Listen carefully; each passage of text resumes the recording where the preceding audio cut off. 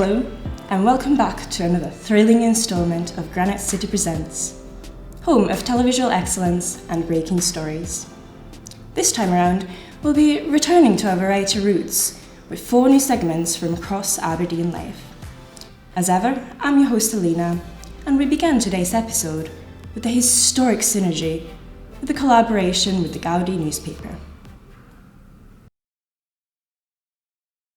I'm Anthony Numanen from the Gaudie Student Newspaper, and I'm here today with Granite City TV.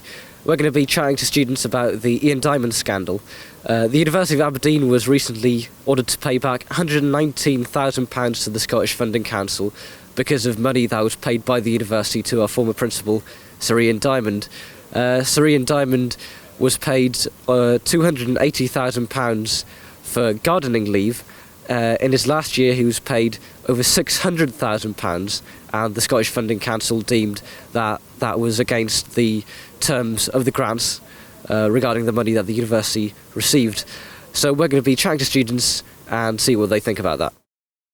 Well, it shows that the university were clearly in the wrong to pay him the amount of money that they paid as that severance payment for his retirement. Well, I think it reeks of just scumminess. You know, it's a lot of money. For example, I pay UK fees, so when I see that, you know, I'm paying £9,000 a year, and I see that, you know, that could have been my tuition is being just kind of, the money is just going all over the place. It reeks of, you know, poor administration. Yeah, it's a mistake that should have been made. You know, people should have kept a closer eye probably on that kind of thing, and if anything, it's now his job to make sure that's rectified. The money should be properly used. So it's falsely charged, it should be corrected. Yeah. Given the current conditions, you know, with, for instance, the strikes and that the other teachers are struggling with their pensions and the likes, and then perhaps 600,000 is an excessive amount. Do you think Ian Diamond should be forced to pay back some of the money? Personally, I don't think so. But yeah, I think definitely in the future the university really needs to get a hold of its admin, really, and learn from this. Rather than chasing him, pay back money, you know, just so get a hold, like learn from this mistake and just get a hold of the administration, basically. Yeah, I think because surely he would have realised that this was money that he shouldn't have been paid and rectified it as soon as it was paid to him. And the fact that he hasn't proves that he should definitely pay it back. Of course he is. The one who has done the fault should rectify it and pay it. So he is the one who is responsible for it, yeah. Ian Diamond himself hasn't actually been forced to pay any of the money himself, so the university had to pay back £119,000 in addition to all the money that they paid to Ian Diamond, so that's already over £400,000. While at the same time the UCU were going on strike over paying conditions. Do you think that's okay? Well, no, I don't really. I mean, obviously, the UCU strike isn't just about Aberdeen. It's about the universities across the UK and lecturers pay conditions, pensions, casualisation across the UK. However, I think it stands as an example of what university administrations actually care about, which is lining their own pockets as opposed to directly benefiting either their staff or their students.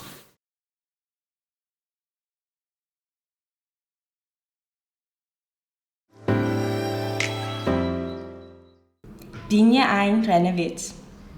That's Romanian for welcome back. Aren't I cultured? Continuing our popular feature, In Heavy Demand, we join lecturer Amy Bryzgel in our library's prized DVD collection to explore a varied range of her favourite films.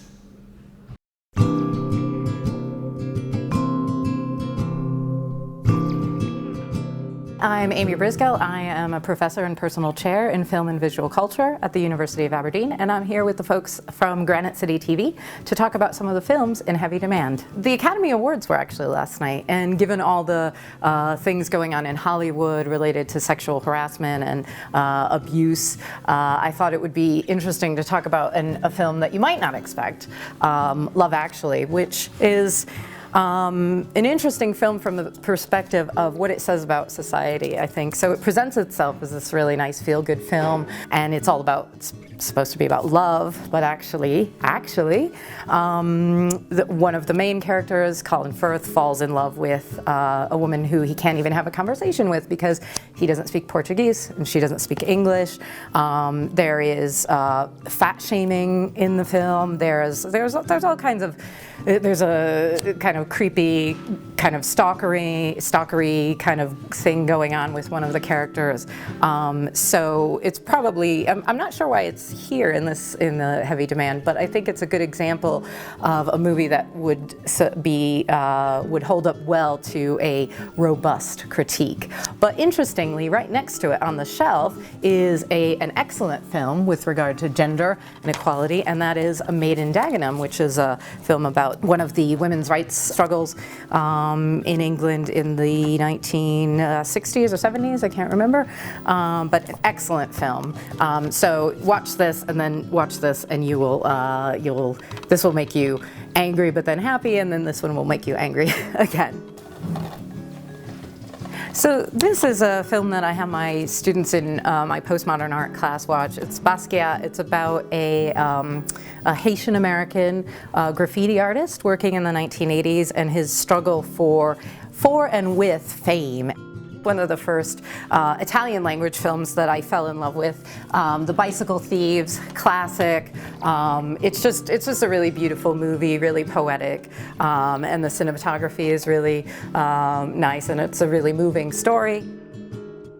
One of my absolute favorites, it's not a film, but it's a TV series, and it happens to be here, Curb Your Enthusiasm. Larry David is just hilarious. If you liked Seinfeld, you'll like Curb Your Enthusiasm. It's very witty, cutting humor that's a lot of times really on the edge of what is allowed or permissible, but it's just a really good laugh, and it's really cleverly done. And from what I understand, a lot of the scenes are improvised, which I think makes it even more funny because it comes off naturally.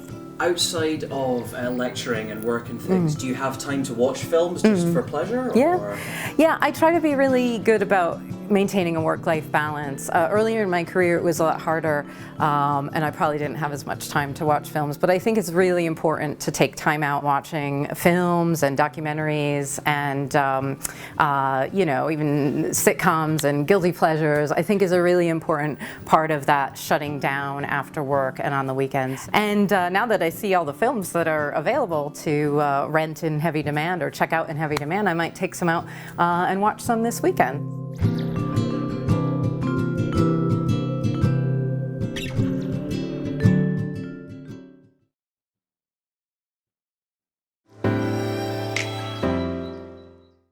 If you're looking for a cutting edge trim and you're not an expert hairstylist such as myself, look no further than the highlight of today's episode.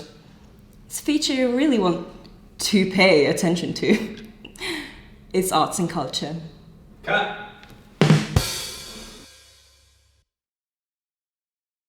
I'm Keith Robertson. I work in Dr. Keith's, the barber shop at the top of the Spittal, beside the university, and I grew up in Aberdeen. I'm an oil kid.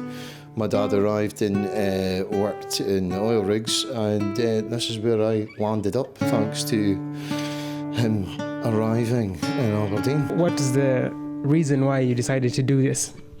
Well, it was one of these things. I never really decided to do this, and I always wanted to be a car mechanic, actually. And about 2 weeks before I started my apprenticeship, I said to my sister, I don't think cars talk back, and I do like conversation. She picked up the paper, and in those days there would be like 4 pages of jobs. So she just kind of ran her finger along and went, "Hairdresser, you're quite artistic and you'll be able to chat all day."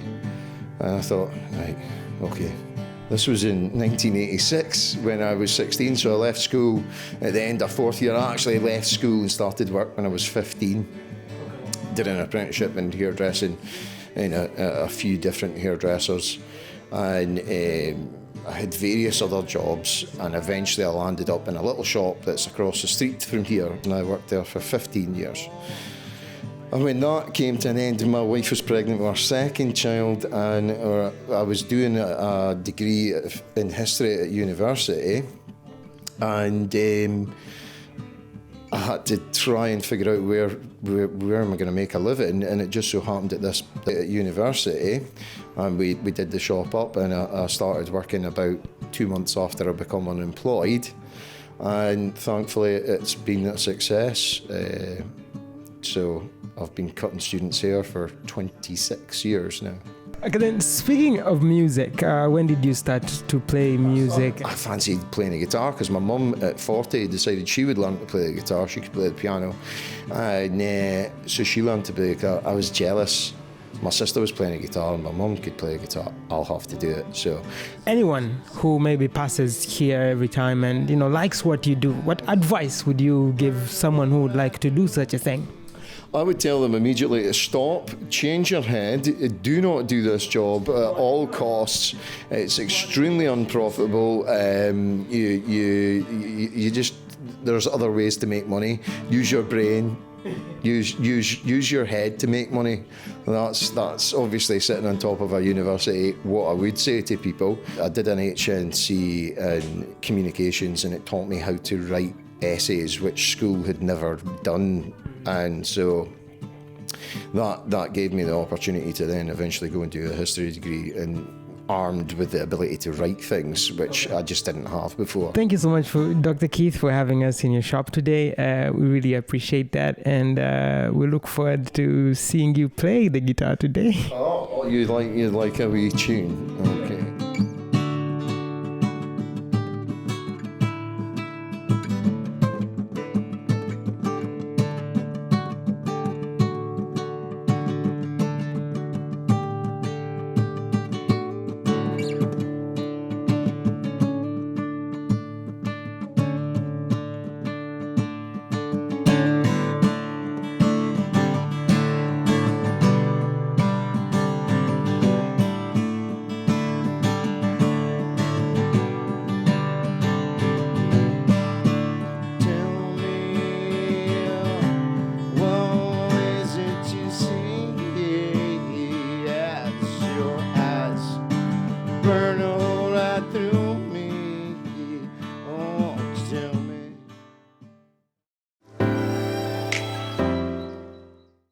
Our last segment today features on-the-spot coverage of 3 events at the City Art Gallery, on campus, and at Harlow Academy for Aberdeen Holocaust Memorial Day.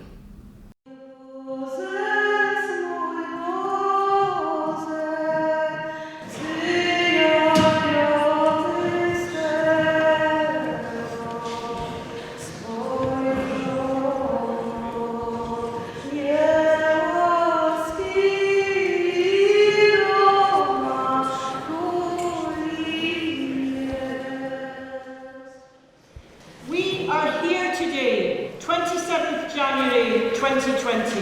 This day, 75 years ago, Auschwitz was liberated. It seems like a different world now, but it isn't.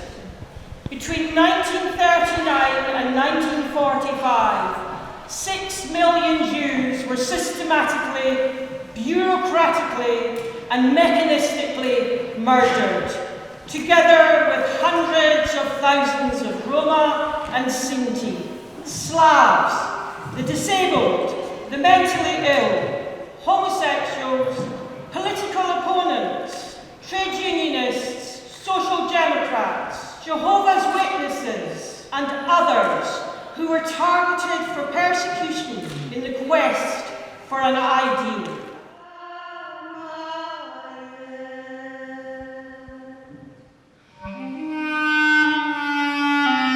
I'm Benjamin and I went on the Auschwitz trip. Just quite impressive how they've still kept up everything. It's not been all torn down, it's still in use. When we were out on train tracks, one of the wagons was there. Just seeing the amount of huts, we only saw, like 20% of it's still there, but it's just unbelievable how big the actual area was. As the camps were liberated, the world looked on and very slowly came to recognise that a genocide of such enormity had been committed that this could not ever happen again. This year is the 25th anniversary of the Bosnian genocide, the 26th anniversary of the Rwanda Tutsi genocide, and so the misery goes on. All genocides happen because the silent majority are afraid. Today we remember all who died, the young and the old, all those human beings whose lives were cut short, who died in such pain, agony, and violence. In standing together, we remember them. We take the hard path, not the easy one. Stand with me. Stand together.